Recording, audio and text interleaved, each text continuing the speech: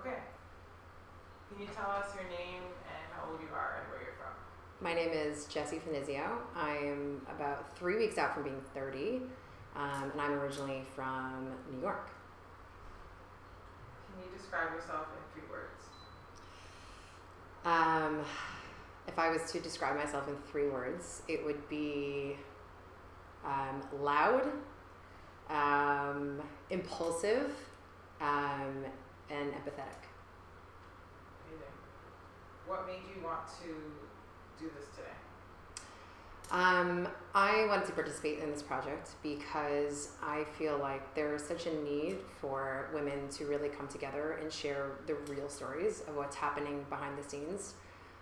Beyond what's happening in social media, there's such an epidemic of people comparing themselves to one another without really understanding what's kind of going on behind all of those layers. And I think it's just so important for people to really be speaking their truth. So that's why I'm here. Amazing. Okay, I'm gonna get right into it. Would you define yourself as a confident person? And if not, what have you struggled with in the past? That's a great question. I would definitely describe myself as a very confident person. I would actually go so far as to say, especially as a younger person, prior to approaching my late 20s, I almost suffered like a crisis of overconfidence. And I can attribute that to having really fantastic upbringing and parents who were really supportive and really encouraged me in so many ways.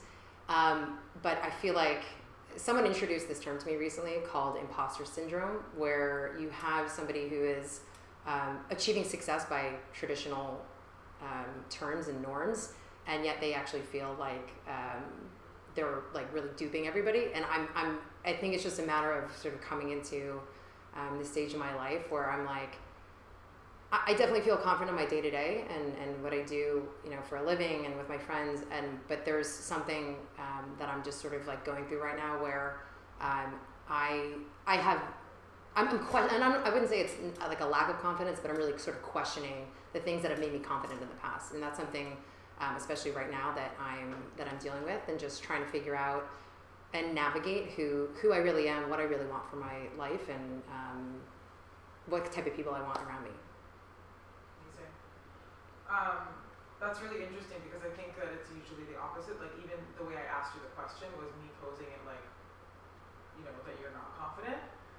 So what do you think kind of led you to that point? Like, do you remember something maybe from like your childhood that made you feel like, or your upbringing that made you feel like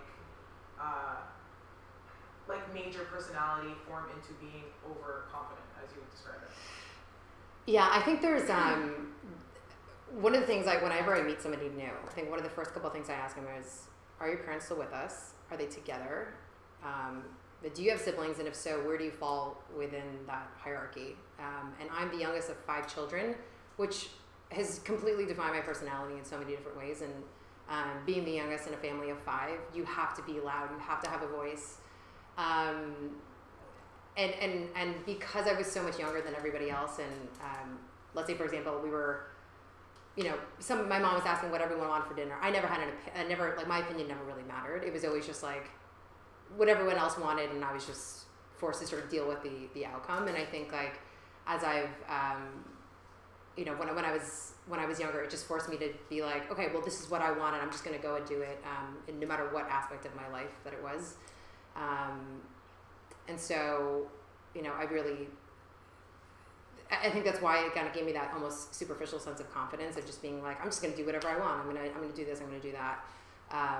Versus now, as I'm becoming an individual and, fulfilling my own needs and desires, it's really taking that opportunity to really check in with myself to understand like, okay, so what's actually driving that, rather than just trying to defy everybody. I think that's kind of been a recurrent theme in my life, for sure. Amazing. I mean, that's like a good realization, but you're also turning 30, and that's like when everything starts making sense. Totally. Yeah. Sorry, I just forgot I was gonna ask you something. It's coming.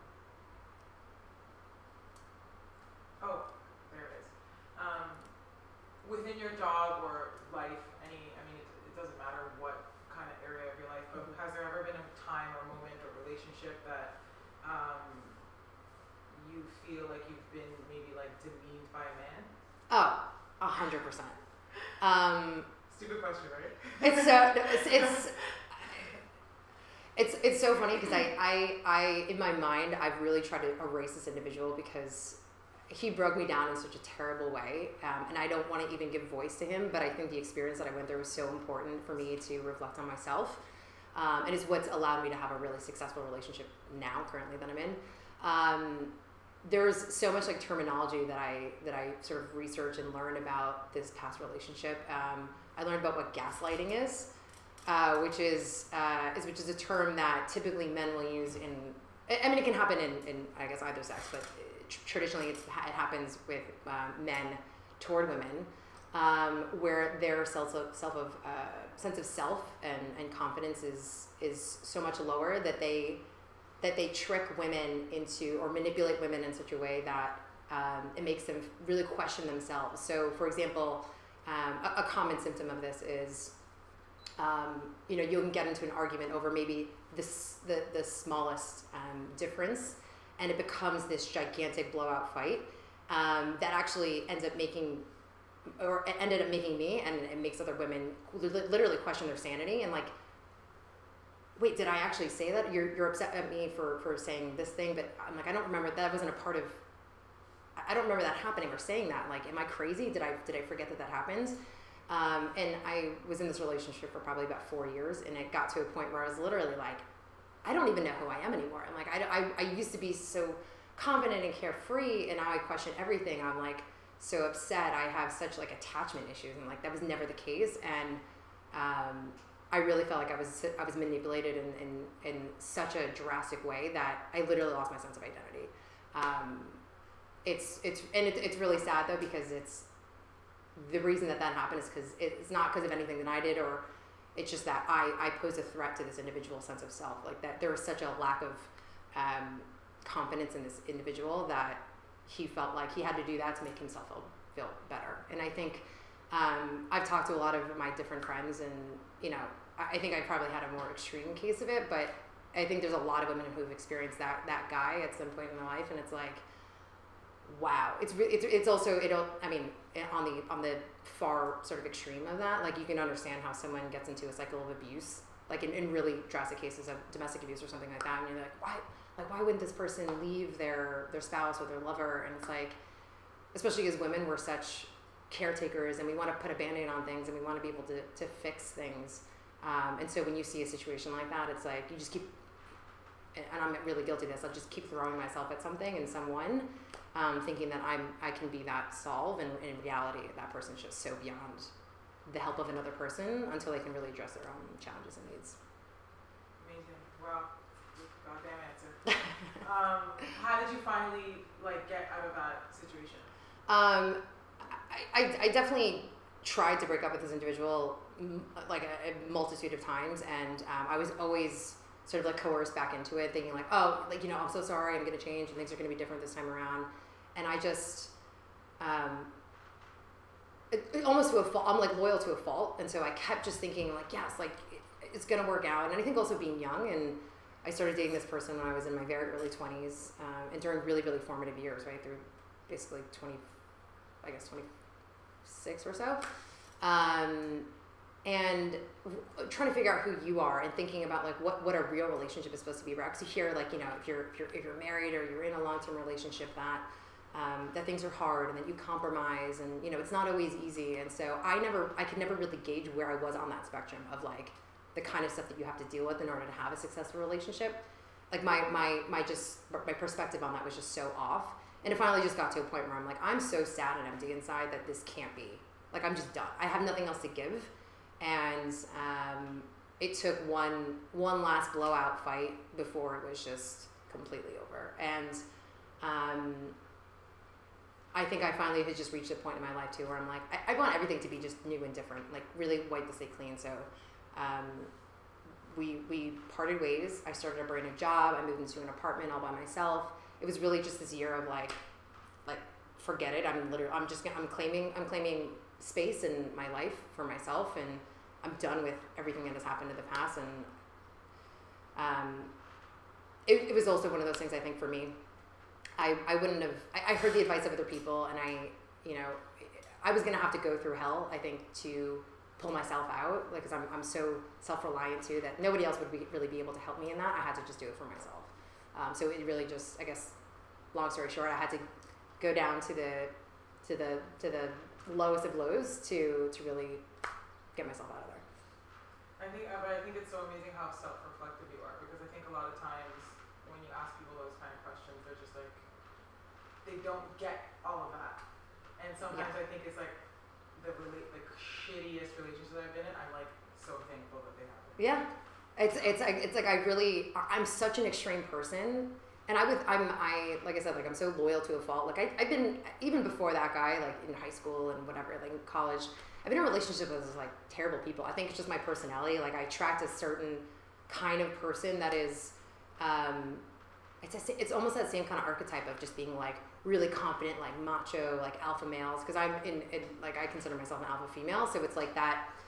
Like I'm attracted to that, but in reality, when you pull back the layers of what those people are really about, and the way that they think, and the way they think about the world, the way that they see themselves in the world, which is, by the way, at the center of their own universe, and nobody else matters.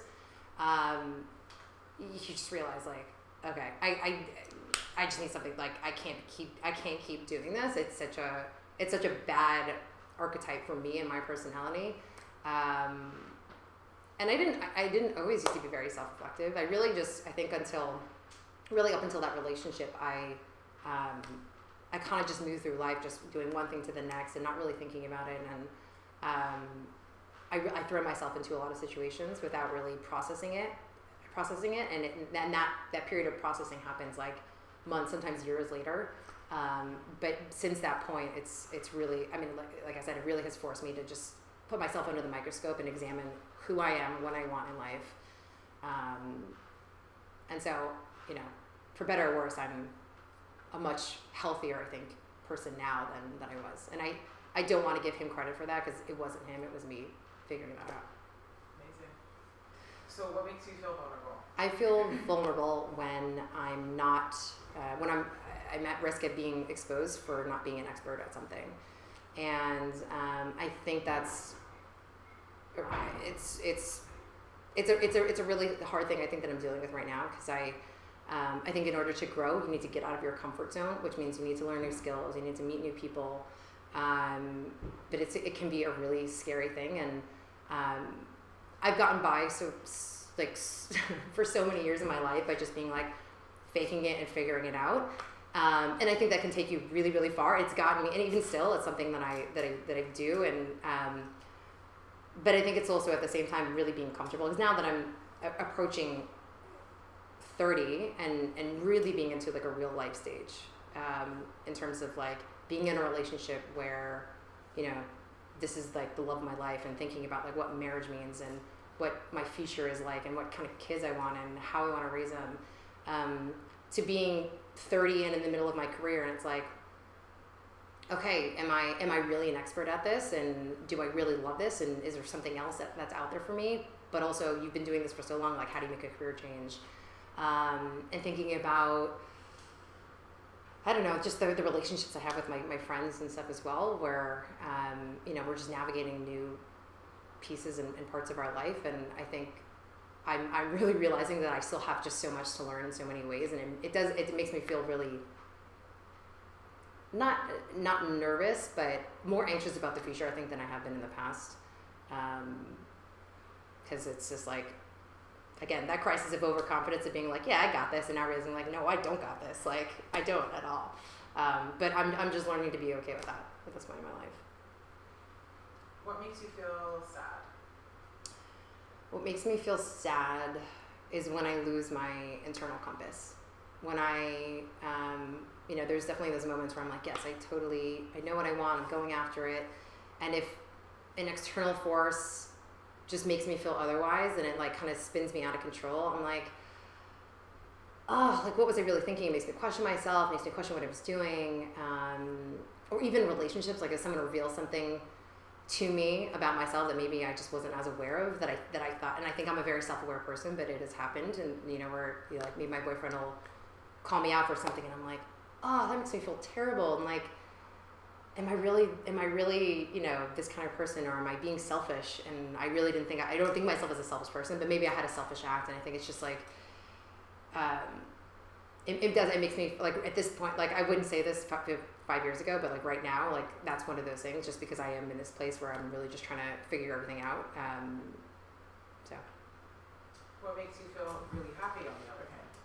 What makes me feel really happy is when things are just effortless, when things just fall into place and I don't have to really stress about it, whether it's, you know, even thinking about this, like meeting you, meeting these amazing women that are part of WIPP. I just moved to this country without really knowing anyone outside of my boyfriend, in a job where I'm an office of one, and I don't really have a community myself. And so I'm so grateful for those and happy when I have those moments where things are just like totally colliding and there's this perfect opportunity and you know, there's sort of that guiding hand of people and things and places and opportunities that just fall into place. Where do you see, I hate this question and I want to word it in a different way, but what is your biggest wildest dream that maybe has nothing to do with what you're doing right now? Like, it could be something like totally left field that you have, my dream? Yeah. I have a far-fetched dream of having a really balanced life. And when I think about the industry that I'm in, and I see the women around me, in particular, you know, women who are married and have children, like I don't know how they have successful families. I think for me, family is the most important thing. And if there's ever something that gets in the way with that, I would drop it in a second. And so, you know, I'm so driven, and I've done so much to get to where I am today. But even the life that I have right now, I don't see how that's sustainable to have a husband and have kids at the same time.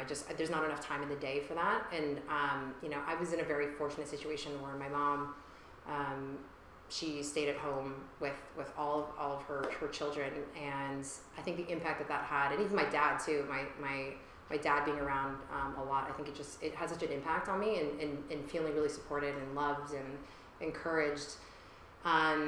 And so I can't imagine a situation where I'm not a working woman with children, but it's like almost impossible for me to think of an industry or a career where I can do both of those and feel successful at both, because I think that's kind of where, at least I know, you know, a lot of women, especially in my industry, sort of struggle.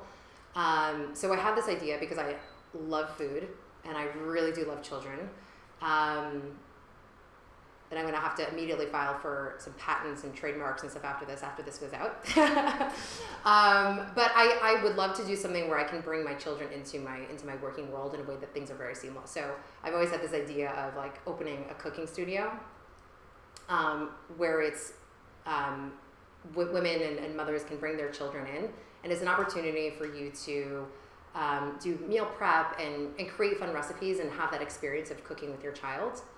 So bringing your kids into the fold, so that, like, I think that there's such an amazing experience and opportunity for children to actually learn how to cook and do things, one, from the bonding experience perspective, but also I know for myself personally, and this is like a huge thing I think that needs to happen more, especially for young girls. I've definitely had some form of disordered eating as a younger girl. I was a really, you know, committed athlete. And then going through college, I was like, I had no idea about nutrition. It was all just like, you know, whatever somebody was telling me to do or to eat or whatever.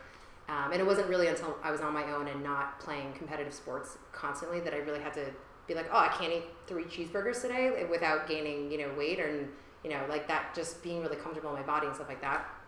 And it wasn't really until I started cooking for myself that I really started to understand what nutrition was really all about, and ways to create really delicious things that can make you feel good, and really see food as energy, as opposed to in so many different periods of my life, I think I looked at food as the enemy, where I would literally go through a day and all I would think about was what I ate. And so you said that you did have some form of an eating disorder? Not an eating, like, I wouldn't say it was like a straight up, like, yeah, totally. And I was coming from like being an extreme athlete to being able to eat whatever I wanted just to fuel myself, because I was constantly just on the go.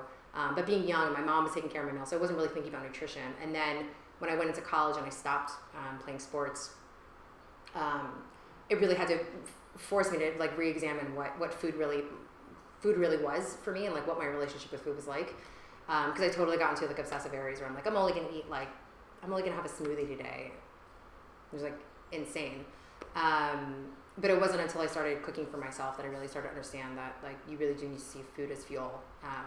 And I think once I started being able to really understand ingredients and see what they could do for you, like it totally just expanded my world, just in terms of living a healthier, more well-rounded life. But just again having a normal relationship with food. So.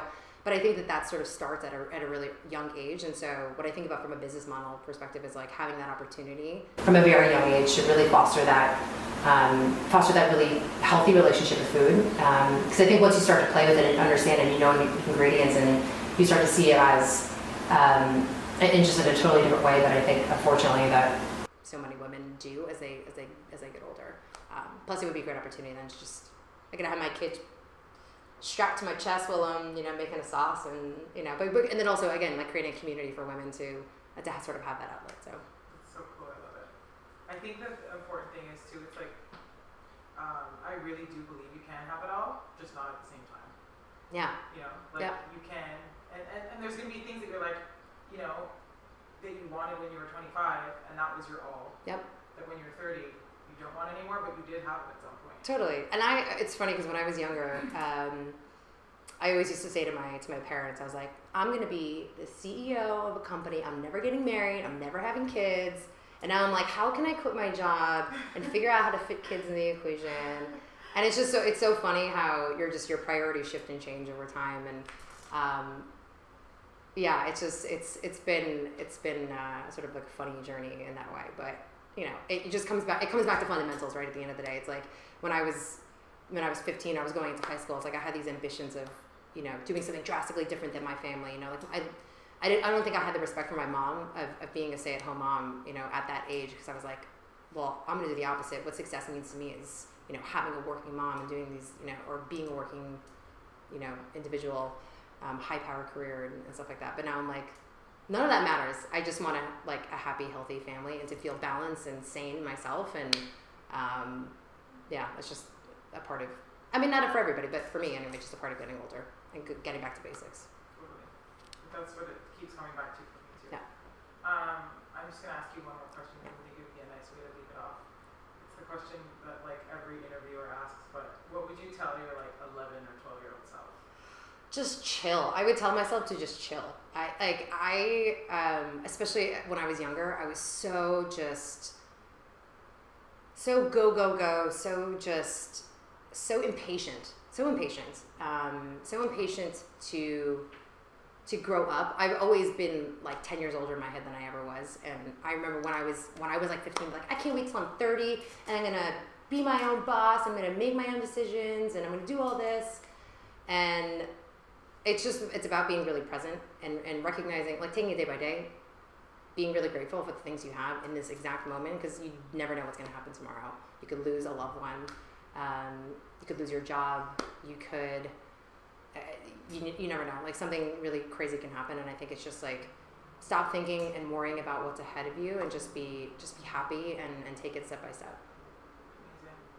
Well, I think you're beautiful, and everything that came out of your mouth is so relatable for me anyway. So thank you for doing this. Thanks for having me.